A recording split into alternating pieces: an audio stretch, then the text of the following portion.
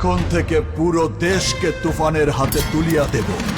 বাংলাদেশে সাকিবের যদি 10 জন হেটার্স থাকে তার মধ্যে আমি ছিলাম একজন। সাকিবের মুভি দেখা তো দূরের কথা, তার নাম শুনলেই রাগ হতো। প্রিয়তমা মুভি মানুষ এত ভালো বলার কারণেও আমি সেই মুভিটা দেখি নাই, কারণটা শুধুমাত্র তাকে হেট করতাম বলে। শুধু প্রিয়তমা না, তার এ পর্যন্ত একটা মুভিও আমি দেখি নাই। সম্প্রতি তুফান মুভির ট্রেইলার দেখার পর আমি শাকিব খানের ফ্যান হয়ে গেছি। ট্রেইলার দেখে যা বুঝতে পারলাম মুভিটা হবে শাকিব খানের 1 নাম্বার মুভি। আমার বিশ্বাস এই মুভিটা শাকিব খানের আগে সব মুভির রেকর্ড ভাঙবে। তুফান, খুব ভয় পাইছি রে।